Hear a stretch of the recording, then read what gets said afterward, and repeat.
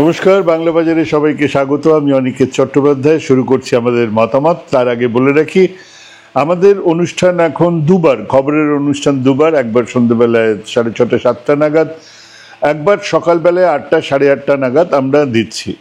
আর আমাদের বেড়ানোর যে প্রোগ্রামটা, সেটা আর একটা অন্য চ্যানেলে শুরু হচ্ছে, সেটার লিঙ্ক আমরা দিয়ে দেব এই অনুষ্ঠানে। এবং যারা কেবল বেড়ানো পছন্দ করেন তারা ওইখানে গিয়ে ওই অনুষ্ঠান দেখে নিতে পারেন। অন্য আরও কিছু অনুষ্ঠান চালু হচ্ছে, সেগুলো পরে আমরা জানাচ্ছি। তো আজকের আমরা মতামত শুরু করছি। আজকের শীর্ষক, ভোটের জন্য নাচতে পারেন মোদিজি। হ্যাঁ, পারেন।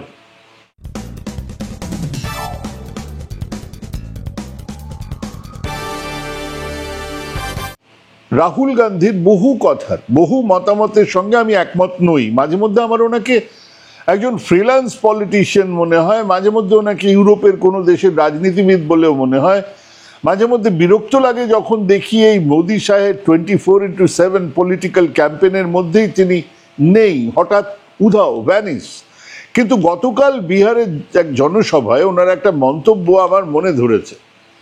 হক কথাটা বেঝিঝক বলে ফেলেছেন, মোদিজি ভোটের জন্য নাচতেও পারেন। মানে জনসভাতে ভোটাররা যদি বলেন নাচুন, উনি নেচে দেবেন। সেই কবে ছোটবেলায় বৈজয়ন্তীমালা, দিলীপ কুমারের নাচ দেখতাম ফুটপাতে, দুটো বাঁদর নাচতো, একজনের গলাতে এক টুকরো কাপড়, সেই নাকি বৈজয়ন্তীমালা, ডুগডুগি বাজতো মাদারিকা খেল। আজকের নির্বাচন প্রচার আর প্রতিশ্রুতি সেই মাদারিকা খেলের থেকে বেশি তো কিছু নয়। সেই আসরেই রাহুল গান্ধী সপাটে বলে দিলেন কথাটা, ভোটের জন্য মোদিজি প্রয়োজনে নাচতেও পারেন। এই বিহারে ভোটের জন্য মোদিজির যমুনাতে ছট পুজো করার কথা ছিল। এক ঢিলে দুই পাখি। দেখানো হতো যে দিল্লিতে বিজেপি সরকার আসার ফলে যমুনাতে এখন চান করাও যায়, প্রধানমন্ত্রী নিজেই জলে নামছেন। দুই, বিহারের ভোটারদের জানানো হতো, দেখো আমি তোমাদের ছটি মাইয়ার পুজো করলাম। রাহুল গান্ধী করে না। বিহার ভোটের আগে ছট পুজোর একটা ছবি ছড়িয়ে যেত ঘরে ঘরে, জলে নেমে পুজো করছেন নরেন্দ্র ভাই দামোদর দাস মোদি। আর সেই যমুনা বিহারের জন্য ব্যবস্থাও হয়েছিল প্রথমে, আজ থেকে মাস খানেক আগেই যমুনার এক সংলগ্ন জলাশয়কে, মাসখানেক না, মাস 2-3 আগে থেকে যমুনার এক সংলগ্ন জলাশয়কে মাটির বাঁধ দিয়ে যমুনা থেকে আলাদা করা হয়েছিল। তারপর তাতে বিরাট মোটা পাইপ দিয়ে খাবার জল, পানীয় জল এনে ফেলা হচ্ছিল। হ্যাঁ, যার ফলে সেই জল হয়ে উঠছিল স্বচ্ছ, আর প্রধানমন্ত্রীর চামড়ায় ঘা যাতে না হয়, মানে ঘা প্যাঁচড়া যাতে না হয়, অন্তত সেই মানের। কিন্তু ওই যে দুষ্টু লোকেরা সবখানে তারা গিয়ে ছবি টবি তুলে পাইপে খাবার জল আসছে সেসব দেখিয়ে পুরো প্ল্যানটা গুবলেট করে দিল। সবাই জেনে গেল আমাদের প্রধান সেবক যমুনা নয়, যমুনার পাশে এক জলাশয়ে পুজো দেবেন, যে জলাশয়ে পানীয় জল দিয়ে ভরা হয়েছে, যে জলাশয়ে গত 10-12 দিন ধরে খাবার জল ঢালা হচ্ছে। কাজেই মোদিজির ছটি মাইয়াকে পুজো দেওয়া হলো না, আজ নয়, সেই শুরু থেকেই একটাই মোদিজির মোডাস অপারেন্ডি, ভোটের জন্য কুছ ভি। দেশে অলিখিত নয় লিখিত নিয়ম আছে, কোনো সিভিলিয়ান, মিলিটারি, আর্মি, নেভি, এয়ারফোর্সের পোশাক পরতে পারবে না। রাষ্ট্রপতি সেনাবাহিনীর প্রধান, ওনার কথা বাদ দেওয়া যায়, কিন্তু দেখুন মোদিজি কেবল এয়ারফোর্সের পোশাক পরলেনই না, যে সময়ে সেনাবাহিনী জীবন পণ করে লড়ছে সেই সময়ে সেনাবাহিনীর পোশাকের ছবি তুলে সারা দেশে ছড়িয়ে দেওয়া হলো সেই পোস্টার, যেন উনিই লড়ছেন পাক হামলার বিরুদ্ধে। 56 ইঞ্চ কা সিনা তানে এক বাহাদুর, আসলে 5.5 ইঞ্চির ছাতিও নয়। তখন সেটা বোঝা যায় যখন আন্তর্জাতিক মঞ্চে দাঁড়িয়ে আর এক ভাঁড়, একদা ওনার my dear friend Donald Trump প্রায় নিয়ম করে ওনাকে নিয়ে খিল্লি করে যাচ্ছে। নিয়ম করে, একজন রাষ্ট্রপ্রধান নিয়ম করে, আজ 50-60 বার বলা হয়ে গেছে উনি আমার খুব ভালো বন্ধু, উনি মহান, কিন্তু যুদ্ধ করতে চাইছিলেন, আমি বলেছিলাম যুদ্ধ করলে ব্যবসা দেবো না, তাই আমার কথাই যুদ্ধবিরোধী হলো। এসব কথা একবার নয়, 50 বার বলেছেন। আবার বললেন গতকাল। মোদিজি তার 5.5 ইঞ্চির ছাতি নিয়ে একটা প্রতিবাদও করেছেন। উনি তো নাম ধরেই বারবার বলেছেন, মানে ডোনাল্ড ট্রাম্প। ইনি একবারও সাহস দেখাতে পারলেন? পাছে বিহার ভোটের আগে মুখোমুখি দেখা হয়ে যায়, সেখানে আবার কি না কি বলে বসবেন ওনার my dear friend Donald Trump. তাই আসিয়ানের বৈঠকে গেলেনই না, যদি দেখা হয়ে যায়। হ্যাঁ, কেবল বিহার ভোটের জন্য। ইনি মতিহারিতে গিয়ে বলেছিলেন, আজকে নয় 2015-তে গিয়ে বলেছিলেন আমি চায়ওয়ালা, আমি কথা দিচ্ছি ক্ষমতায় এলে এই বন্ধ চিনি মিল খুলে চিনি তৈরি করিয়ে চা খাবো। চিনির যে মিল সেটা একসময় বিহার থেকে গোটা দেশে 40% চিনি তৈরি হতো, এখন সেটা 15% নয়, একে একে চিনি মিলগুলো বন্ধ হয়ে গেছে। তো মতিয়ারিতে একটা চিনি মিল বন্ধ হয়েছিল, অনেকদিন ধরে বন্ধ হয়েছিল, শ্রমিকরা অনেকে চাকরির ব্যাপার। উনি বললেন এই চিনি মিল আমরা ক্ষমতায় এলেই খুলে দেবো, এবং খালি খুলে দেবো না, আমি এসে চা খাবো। তা এখন কি অবস্থা? চিনি মিলের জমিটা প্লট প্লট করে কিনে নিয়েছে বিজেপি নেতারাই। হ্যাঁ, সেদিন ভোট দরকার ছিল বলেছিলেন, ভুলে গেছেন। 2014-র কথা ভাবুন না, বলেছিলেন কালাধন ওয়াপস লায়েঙ্গে, তারপর 37 জন ব্যবসায়ী দেশের ব্যাংকের টাকা মেরে দিয়ে বিদেশে পালিয়েছে, যার মধ্যে আশ্চর্য লাগবে শুনতে 2 জন ছাড়া প্রত্যেকে গুজরাটি। কয়েকজন তো আবার মোদিজির ভীষণ পরিচিত, মেহুল ভাই 1 পয়সা ফেরত আসেনি, বলেছিলেন টাকা আসলে সবার ব্যাংক অ্যাকাউন্টে 15 লক্ষ টাকা করে চলে আসবে, ইউহি এমনি এমনি এক সকালে টুপ করে আপনার অ্যাকাউন্টে 15 লক্ষ টাকা ঢুকে যাবে, আপনি অপেক্ষা করতে থাকুন, আমাকে জিতে আসতে দিন। আর 2025 উনিশ সব কথা আর মুখেও তোলেন না। বলেছিলেন বছরে 2 কোটি বেকারের চাকরি দেবেন, এখন বলছেন আবার জিতে এলে প্রতি বছরে বিহারে 2 লক্ষ বেকারদের চাকরি দেবেন। ভুলেই গেছেন বা ইচ্ছে করে মনেই রাখেননি 2014-র 2 কোটি বেকারকে দেবার চাকরি দেবার কথা। এক প্যাথোলজিক্যাল লায়ার দেশের প্রধানমন্ত্রী নির্বাচন এলেই মিথ্যে প্রতিশ্রুতির ফোয়ারা ছোটাতে থাকেন, যা খুশি তাই বলতে থাকেন। বাংলাতে নির্বাচন উনি আগেই দাড়ি বাড়িয়ে নিলেন, দাড়ি বাড়িয়ে রবি ঠাকুর হয়ে যাবেন, এক জঘন্য অক্ষম প্রচেষ্টা। এসে বললেন বাংলার সরকার কিছু টাকা বিলিয়ে মানুষের ভোট চায়, বাংলার মানুষ কিলো আনাজ চায় না, কিছু টাকা চায় না, বাংলার মানুষ শিল্প চায়, শিক্ষা চায়। চায় তো, সত্যি কথা। এবার তার কিছুদিন পরেই উত্তরপ্রদেশের ভোট 2017-তে, সেখানে জনসভায় বলতে শুরু করলেন লাভার্থীর কথা, সেই মানুষজনদের কথা যাদের 5 কেজি চাল গম দেওয়া হচ্ছে, তাদের কথা গর্ব করে জানালেন 80 কোটি মানুষকে ফ্রিতে রেশন দেওয়া হচ্ছে। কেন বলছেন? ভোট পেতে হবে বলে। 22 সালে। আর কোনো কারণ নেই। নরেন্দ্র মোদী আর তার নেতাদের মধ্যে, অন্য নেতাদের মধ্যে ফারাকটা কোথায়? ফারাকটা হলো বাকিরা মাঝে মধ্যে মিথ্যে বলেন, অনেকে অনেকটাই মিথ্যে বলেন, উনি মিথ্যে ছাড়া সত্যি বলেনই না। আসলে মোদিজি 2টো কারণে মিথ্যে বলেন। প্রথম কারণ হলো উনি একজন প্যাথোলজিক্যাল লায়ার, মিথ্যে বলাটা ওনার অভ্যেস, সত্যি ছাড়া মিথ্যে বলতেই পারেন না, কারণ নেই কোনো, তবুও মিথ্যে বলেন, সব কিছু নিয়ে মিথ্যে বলেন। আর 2 নম্বর হলো আরএসএস বিজেপি গোয়েবলসের তত্ত্ব, বিগ লাই তত্ত্বে বিশ্বাস করে, বিগ লাই থিওরি। আমরা আগে বলতাম মিথ্যে প্রচার, গুজব ছড়ানো ইত্যাদি বিষয়গুলো আরএসএস বিজেপি শিখেছে গোয়েবলসের কাছ থেকে, যার তত্ত্ব ছিল একটা মিথ্যেকে বারবার বলো, এতবার বলো যে অধিকাংশ মানুষ তা বিশ্বাস করে নেয়। তার সঙ্গে গোয়েবলস বলেছিলেন ছোট মিথ্যে নয়, এত বড় মিথ্যে বলো, বিগ লাই, যে মানুষ সত্যি মিথ্যে তলই খুঁজে পাবে না। মানে ধরুন এন্টায়ার পলিটিক্যাল সায়েন্সে এমএ, এই সাবজেক্ট মানে এন্টায়ার পলিটিক্যাল সায়েন্সটা যে কি সেটা বুঝতেই আপনার বছর কেটে যাবে। গোয়েবলসের বিগ লাইয়ের তত্ত্ব আগে বলতাম, কিন্তু এখন বুঝতে পারছি ভুল বলেছিলাম, ডাহা ভুল। নরেন্দ্র মোদীর নেতৃত্বে আরএসএস বিজেপি আরো উন্নত মিথ্যে প্রচার যন্ত্র বাড়িয়ে ফেলেছে, আরো নতুন নতুন কায়দা চলছে, নতুন কায়দায় বিষ ঢালা হচ্ছে সমাজে অবিরাম। কিন্তু সে বিষ এক ঝটকায় বোঝা যাবে না, সে বিষ ধীরে ধীরে ছড়িয়ে পড়বে সমাজে। আপনি টের পাবার আগেই আপনার পরিবারে, বন্ধু মহলে, পড়শিদের মধ্যে, অঞ্চলে, জেলায়, রাজ্যে, দেশে বিষ বৃক্ষে ফুল ধরবে। হঠাৎই আপনার বন্ধুকে অপরিচিত মনে হবে, হঠাৎ আপনার পড়শির মুখে এমন কথা শুনবেন যা কল্পনারও বাইরে। বিজেপি সেই কাজটা করছে, প্রকাশ্যেই করছে। জুমলাবাদ শব্দটা মোদিজির প্রতিশব্দ বললেও ভুল বলা হয় না। এ শব্দের বাংলা হলো ঢপবাজ। তো এ নিয়ে বাঙালির গর্বের অন্ত ছিল না, কারণ এতাবৎ ঢপবাজির শ্রেষ্ঠত্ব তো আমাদেরই ছিল। একজন নয়, দুজন এই শ্রেষ্ঠত্বের দাবিদার ছিল, টেনিদা, ঘনাদা।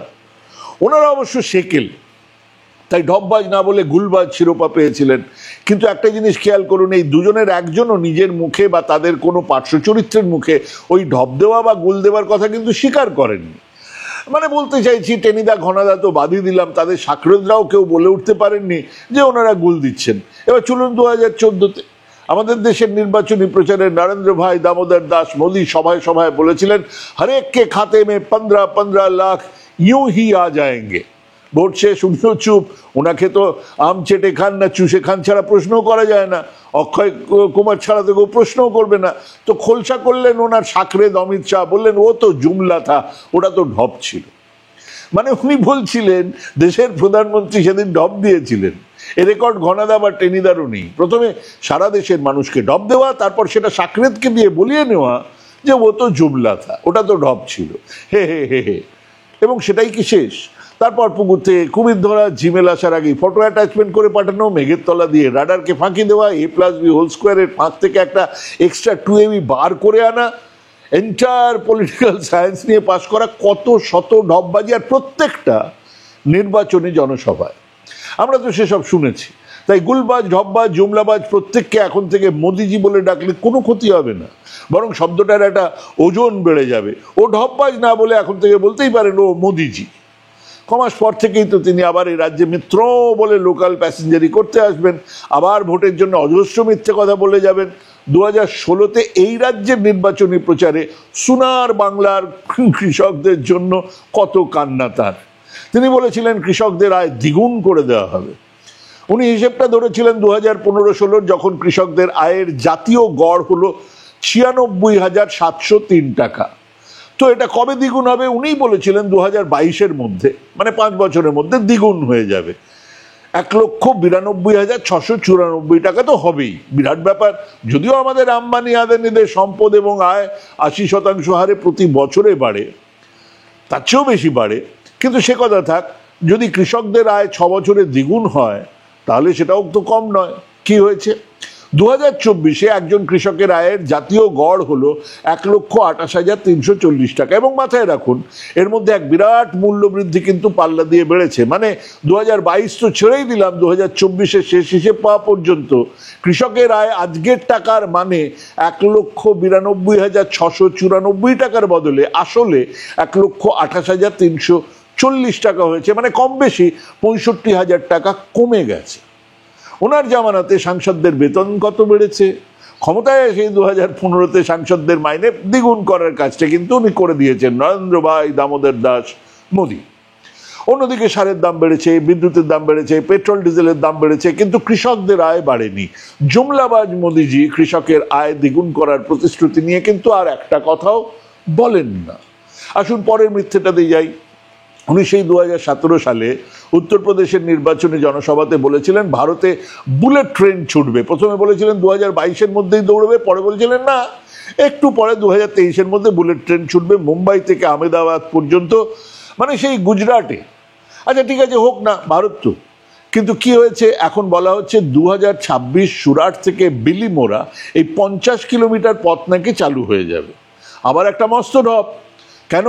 কারণ বুলেট ট্রেনের গতি হবে ওনার কথাতেই 350 থেকে 360 কিলোমিটার প্রতি ঘন্টা। তাহলে 50 কিলোমিটার যেতে কত সময় লাগবে? 7 মিনিট। 7 মিনিটের জন্য বুলেট ট্রেন চলবে? মামদোবাজি। এখনো সমস্ত রেলপথটা তৈরি হয়নি, আর সেটা ঢোকাতেই সেটা যে একটা চাপা দিতে, মানে শাক দিয়ে মাছ ঢাকার মতন ছুঁচো মুখোলা কিছু ট্রেনকে দেশ জুড়ে চালু করে সাধারণ টিকিটের 2-3 গুণ দাম বাড়িয়ে বন্দে ভারত বলে চালু করে দিয়েছেন। লোকে তার সামনে গিয়ে ছবি তুলছে, সেলফি তুলছে, সেটা নাকি বুলেট ট্রেন। কি আশ্চর্য! সেই দ্রোণাচার্যের গল্প। অশ্বত্থামা দুধ খেতে চেয়েছিলেন, দ্রোণাচার্য দুধ না জোগাড় করতে পেরে পিটুলি গোলা খাইয়েছিলেন। ইনি নির্ভেজাল ঢপ দিয়েছিলেন, এখন তার লোকাতে লোক ঠকানোর জন্য বন্দে ভারত চালু করেছেন। তাই নয়, 2-3 গুণ ভাড়া বাড়িয়ে পকেট কাটছেন। এবং রেলমন্ত্রী নয়, নিজেই সেই সমস্ত উদ্বোধনী অনুষ্ঠানে ঝান্ডা নিয়ে হাজির হচ্ছেন। আমরা অনেকবার দেখিয়েছি। জুমলাবাজ মোদি ভুলেই গেছেন বুলেট ট্রেনের কথা। এই কদিন আগে আবার বলেছেন 2047-এর মধ্যে দেশে বুলেট ট্রেন ছুটবে। আমরা কজন বেঁচে থাকবো? উনিই বেঁচে থাকবেন। বেঁচে থাকুন, আমি চাইছি বেঁচে থাকুন, কারণ সেটাও তো পূর্ণ হবে না। তো 2047-এর মধ্যে নাকি বুলেট ট্রেন ছুটবে। তেলেঙ্গানার নির্বাচনী জনসভাতে ভাষণ দিয়ে বলেছিলেন 2022-এর মধ্যে প্রত্যেকের ঘর হবে। এটাও মোদিজির আর একটা ডাহা মিথ্যে।